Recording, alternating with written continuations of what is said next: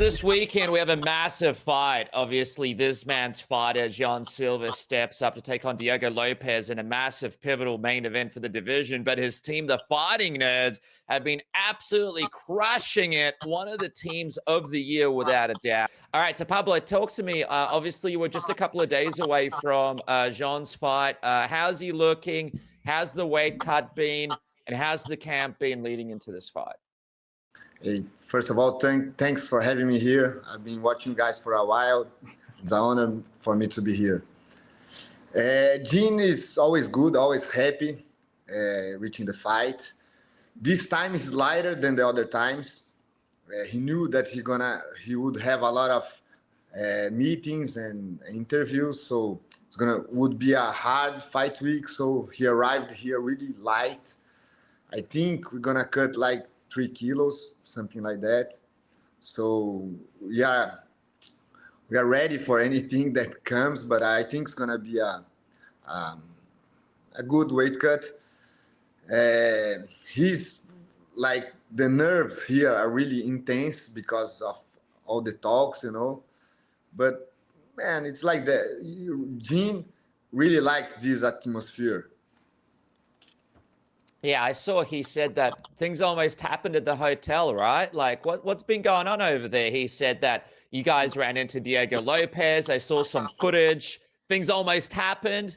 What's been happening behind the scenes at the hotel? I don't think so. We always have a lot of bouncers with us. I think Diego also. And man, if you think about it, like, there's a lot of rivalry, like, the atmosphere is really tense, but Jean didn't say anything unrespectful of Diego. We didn't talk anything about his family or anything outside the fight. People are complaining because he's too confident. That's the only thing. He's saying that he's gonna knock Diego out and he's gonna do it in one round. But being honest, he didn't say anything that wasn't respectful about Diego, and just saying that he's gonna knock the guy out. And Diego is always a quiet guy, so I can understand the bad blood, but I don't think there's a reason for a brawl outside the cage. Just spicing the fight. I like what those guys are doing. Also, Diego, he's coming off this loss to Alex Volkanovski. The pressure is on him. I imagine in this fight, he's going to try and rush it, John, straight away from the get-go. He's going to try and establish, that momentum from the get-go. From your perspective, if that is Diego's game plan, how do you think that would pan out for him if he just started rushing John straight away? Man, I don't know if he's going to rush it like that. He knows it's a dangerous fight for him. I think it's a dangerous fight for both of them. Diego always has a really good start. He's really dangerous in the beginning. But Jean also is really dangerous in the beginning. So I think both guys are intense, but both guys know how dangerous is to do the first step, What I predict is like a really close fight. People one really close from each other, but I don't think anybody's gonna jump in the dark. I think they will find something, a space, or the other guy mistake. Like, I'm looking for a really exciting fight, but I also a chess match, Yeah, of course, man. The Fighting Nerds, you guys, every match is a chess match. But do you feel like there's some added pressure there as well? Obviously, nothing's locked in for who's fighting for the belt next. Is there any added pressure to make a statement over Diego this weekend? Yeah, for sure. The thing is, there's 3 or 4 guys disputing for that shot to the belt. And we know that we need an exciting win to get that spot. But man, come on, can you see a boring fight between those guys? I think there's a lot of possibilities. We can win, we can lose, we can knock, we can get knocked out. But a boring fight, man, I can't see that. I think who wins that? Sorry. No, sorry, you go on, Pablo. I think who wins that fight's gonna get that title shot. Yeah, obviously as well, Diego, higher ranked than Aaron Pico. What do you think of what Lerone Murphy was able to do with that spinning elbow KO over an Aaron Pico? Did it shock you when you saw that, or did you always anticipate Man, that Murphy was going to first win this shot one? was a really beautiful knockout, but if you look well, he was being dominated in that fight. He found the knockout, but he wasn't giving a hard time to Pico. I, I think Aaron Pico was winning the fight before the knockout. So yeah, he got a really beautiful knockout, but I don't know, man. I think the hype, if Jeans win really well this fight, when you think about a title contender, you want to see who could be the next big thing. And Jean got 5 finishes in a row. If he got the 6th one, I think he's the next big thing. I think people would prefer to see him against Volkanovski, you know? So, man, I can see a point to put Murphy before us, but I really think if Jean put on a good performance and knock Diego's out, I think he's the next one. What do you think makes Jean such a hard fight for the champion, Alex Volkanovski? I think people didn't understand Jean yet. Like, he's a mystery, you know? It's like when McGregor arrived, people, man, who is this guy? What's next for him, you know? I think we have the same kind of vibe with Jean. And Jean just won one top-ranked guy, so we need to see him against the high-level guys. And Diego Lopes, for sure, is a really high-level guy. So he's missing that, you know? People still want to see him against a top-5 guy. And if he delivers, if he give us that knockout with a top-5 guy, a top-3 guy, I think he had done everything he needed to get the title shot. Guys, if you're looking for the best VPN in the game, hit the link in the description below and try out IPVanish VPN. They are giving you guys a crazy 83% off. That's right, 83% off. Have a look over here. That's only $2.19 a month that starts at. Check that out. These are the options that you have, and you guys get that 3 gigabyte eSIM data gift and a 30-day money-back guarantee if you try it today. It is, of course, blazing fast. There is no logs, advanced encryption. It's truly unlimited. There are so many benefits to having a VPN. If you guys want to watch all of your favorite shows, if you guys want to check out all of the different events from around the world that might not be featured in your country, if you guys want deals on flights and products and all sorts of other things, IPVanish VPN really has you sorted. So do me a favor, click below right now. You support the program when you do. Give this thing a try. 83% off, one of the best VPNs in the game right now. So affordable. Don't worry about having to pay $30, $40 for a VPN. Have one today for as cheap as that. 83% off. My gosh, IPVanish has you sorted. If you're a submission radio watcher, fan, listener, click on the description below and get started on IPVanish today. What do you think a fight would look like between Silva and Alex Volkanovski? Man, it's hard to say this like 2 days before another big fight. Of course, yeah. So I'm locked in with Diego. I think we have a really hard task ahead of us. But man, Jean and Alex, they look like a lot between each other. Like they have similar bodies, they are strikers, they are smart guys in the octagon. Man, I don't know. I would put power and will in Jean's side and experience in Alex's side. Let's see, man. Let's see. I think we're gonna have a clearly vision of that after Jean's fight Diego's, you know, because it's gonna be the biggest test of Jean's. So after that fight, if we win the fight, then we can say, hey, Jean is for real, brother. He will be the next title, the next champion. And let's see. I think we are preparing a really good scenario if Jean's win, because if Diego's win, I don't think they're gonna put Diego with Alex again. No, they won't. I think they will put He'll Leon. fight Yair probably, right, or something. Yeah, I think so. But that's the game. Like, people want to see the new thing. People want to see what they didn't see yet, and Jean represents that. Oh man, I can't wait for this fight. That's of course this coming weekend. Also want to talk to you a little bit about Paris, man. Things didn't quite go your way, obviously, with Ruffy and Caio.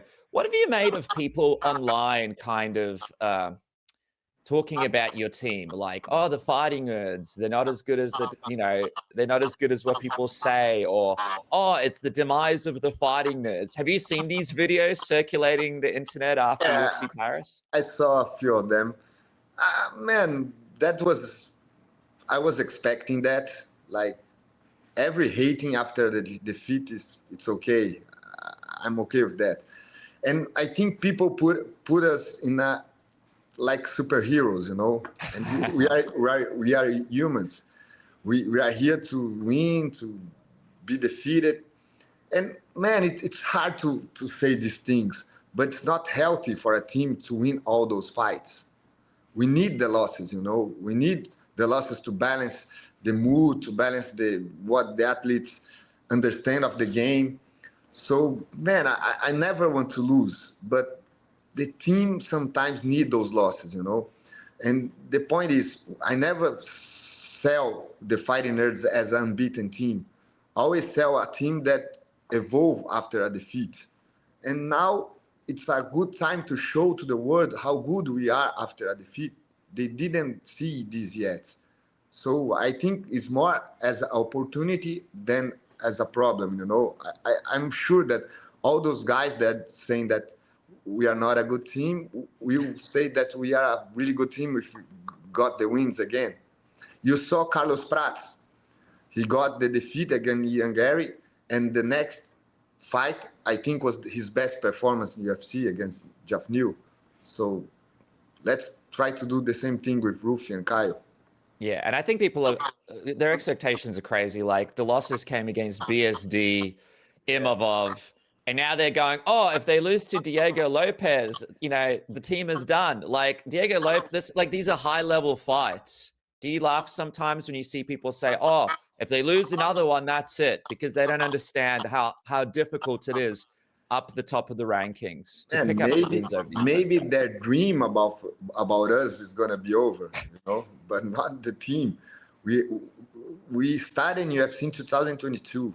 We are a really young team. We're just beginning, brother. We're just in the beginning, and we are already make a lot of waves. In our second year in the UFC, we were awarded as the best team in the world. We are nominated in 5 categories this year again. So the waves we are doing in the MMA, I think I never seen before. But man, we're gonna lose, brother. It's the sport. It's impossible, you know, to win all those fights. But yeah, that's the point. I think we need to evolve some stuff. I think we postponed a lot the evolve because of the winning, you know, like Carlos Prates. I was always saying, hey, Carlos, you need to think about winning a point fight, not just knock the guy out. But how could I say that if guy knock 11 fights in a row? Like, we need him to lose a 5 rounds in a decision to say, Pablo, yeah, you're right. I need to change a little things in my game. So let's go. I'm really in that. And I think we can make some adjustments with Caio and Ruffy also. I didn't talk to them yet. I flew straight from Paris to here. I will talk with them next week better. But I think the biggest point that those defeats make me hungrier to work, you know. I don't lose the interest. It's getting bigger inside me. I want to work. I want to grind, you know, and that's the most important thing. With Ruffy, obviously, a lot of people had big expectations for him in the lightweight division. BSD was able to sort of exploit a couple of parts of his game in the fight in UFC Paris. What do you think is the journey now for Ruffy? Obviously, you haven't spoken to him yet, but what is your response to people saying that he has gaps in his grappling and his wrestling? What is your response to those people? I think that's right. He has some gaps, and as Bernat Saint-Denis has his gaps also, and we tried to explore his gaps, but he was better than us that day. We have a lot of things that happen, but these are inside talk, you know. Like when we won all those fights, we had a lot of issues inside also, and we didn't talk about it. So in the defeat, it's the same. And maybe Bernat had a lot of problems also. So, man, it's the fight game. I think you have to do what you have to do and win those fights. And in that day, he was a better man. And yeah, Ruffy has some gaps. He has 4 fights in the UFC. He's 3-1, 2 bonus. I think he's still a really exciting fighter. And man, I think now we have a good scenario to develop, to train a little bit more, to understand, to have maybe some hard talks. And man, I'm looking forward to that. Always when I dream about my career in UFC, I never dream about the trophy, you know. I always dream about the grind, the hard work. So I'm excited not to win the fights again. I'm excited to go back to the gym and train a lot and take the car and go out to other gyms and spar. You know, that's what motivates me. Let's quickly talk about Caio Bahia. Obviously, he cut that weight for UFC 319. I know a lot of people have pointed to that as partly why he didn't quite look himself in that Imavov fight. Do you regret now looking back on it, him cutting that weight as the backup fighter so soon before UFC Paris? Man, I don't know if I can say that I regret that. I can't say either that was a good choice, but Kai was 1 year without a fight, you know. Yeah. I don't think was the cut the main reason, you know. And Imavov is a really top level guy. I remember when we were talking about the top 5 guys, and we always said that Imavov was the hardest fight in the top 5 guys because of his style.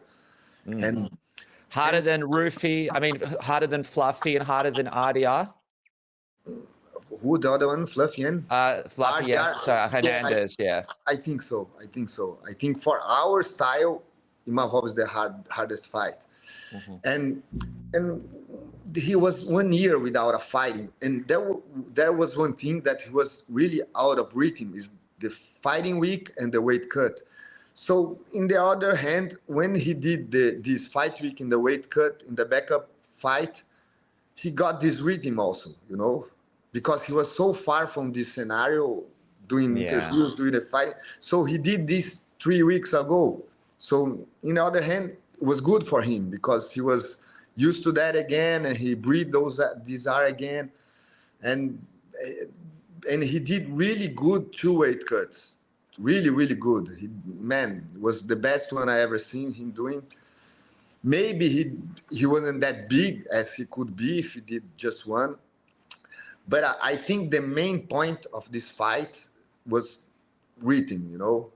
I think he felt the rhythm. I think Imavov fought twice in the same time that he didn't fight non-fight. He didn't fight not 0 fights. So I think, man, he got the fight. He was more than 1 year without a fight. Now he wants to fight again this year in December. I think he's gonna rebuild his path. I think he understood himself as a fighter in a better way. He was 7-0 in the UFC. And man, again, doesn't matter. Like, of course, I'm sad with the defeat. Of course, I don't like to see people talking trash about us. But we have a huge opportunity here. You know, we took a lot of weight out of our shoulders. And now he can prove himself from the beginning again, you know?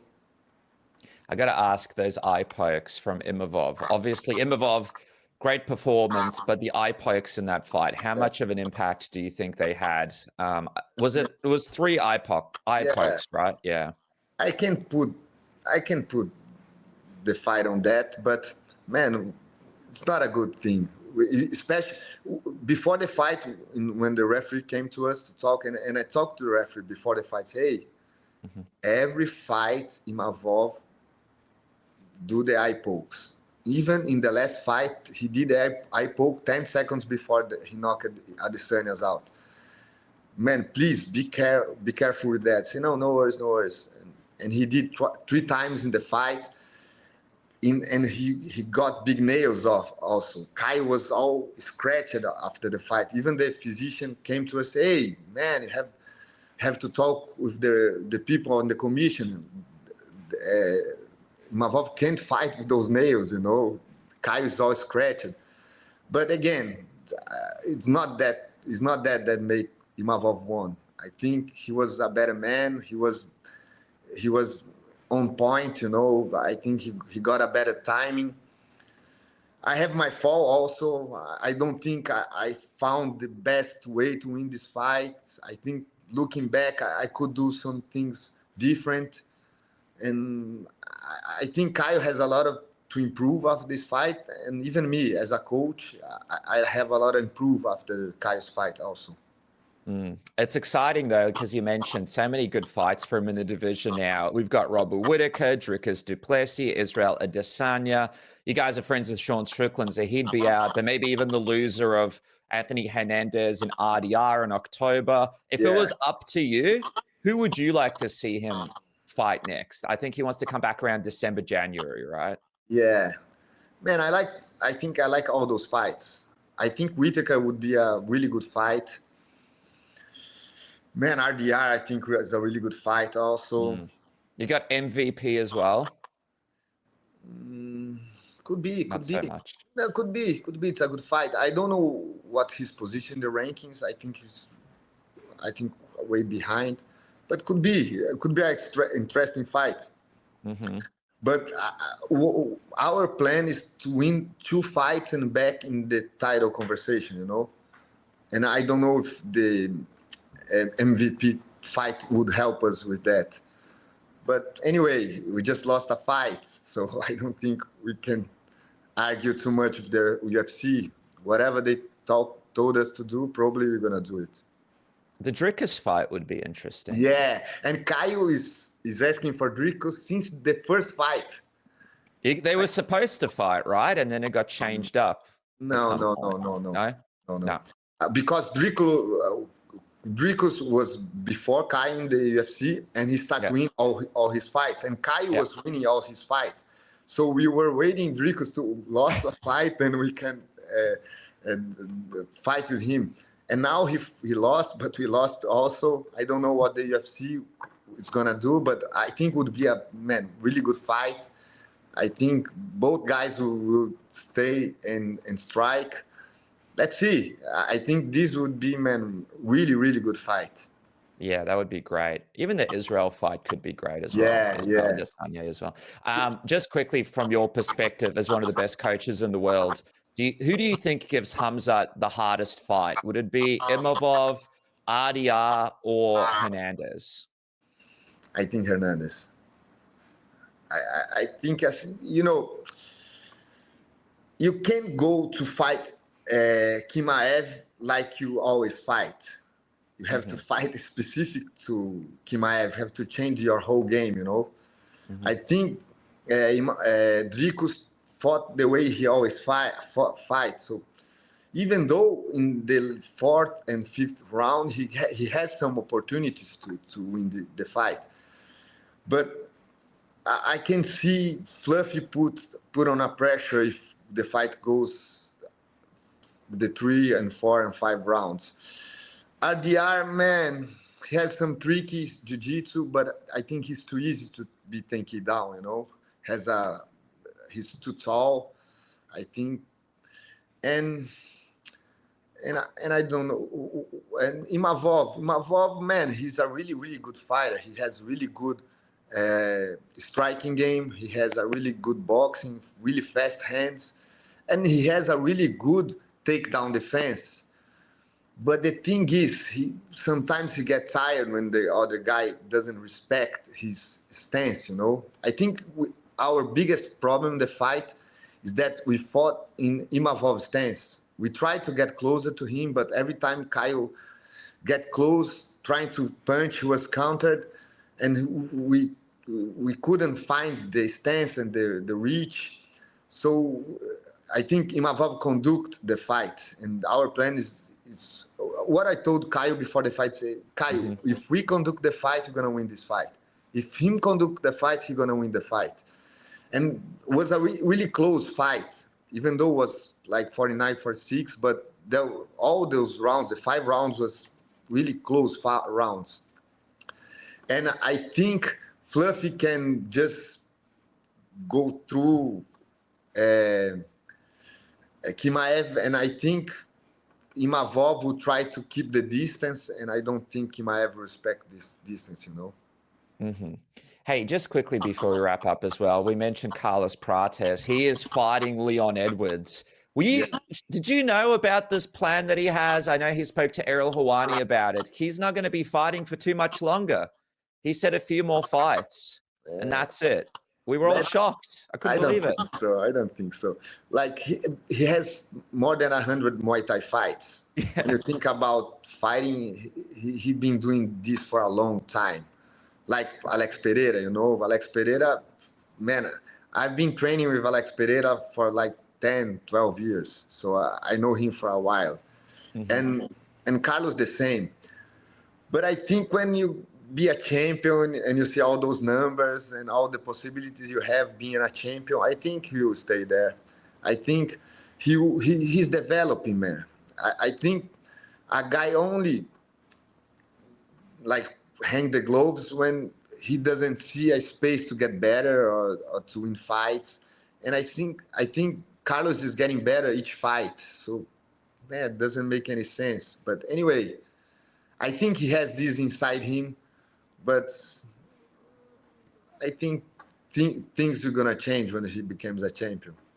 Yeah, I think that also everyone wants to watch him, right? Even if he is not the champion, he's always one of those fighters that can headline a card or be in the co-main event. Like, fans love Carlos. So I think unlike other fighters, it doesn't really matter if he wins or loses because people want to see him regardless. You know what I mean? Like, he's a big name now. But anyway. You know, Carlos... He's the most human guy in the UFC. He shows all his problems, you know, he smokes, he drinks. I think people connect more with him than the other guys, you know. It seems like, hey, could be me there, you know. It's like one of us fighting. And this is the magic of him. Yeah, I'll get you on a little closer to his fight to preview it. But from your perspective, when you see him drinking, and he doesn't drink in camp, but when you see him smoking, are you ever concerned? Because he's in great shape. Like, he's got great cardio in that ring for someone that smokes that much. He has the best cardio of the team, I think. Like, each animal is a different kind of animal, and he's an animal that can smoke. If any other guy try to do what the things he does, won't work out. But he can manage to smoke and drink and be the best cardio of the team and win the fights. Well, after the fight with Geoff Neal, he was inside the arena, he started to smoke a cigarette and drink. And man, if any other guy tried to do this, would be arrested, you know. I don't know how, like, he's so natural that people like, oh, it's okay, it's Carlos, you know. He was smoking at the post-fight press conference. It was hilarious. There we go. The best, one of the best teams in the world. There he is, Coach Pablo. I appreciate you, man. Best of luck this weekend. I'm so I mean, your success has been incredible, man. Congratulations. Best of luck to Silva, and I can't wait to see what happens next with all the boys and girls. Thank you so much for joining me here on Submission Radio. Thank you very much, brother. Looking forward to see you again and talk to the next victories.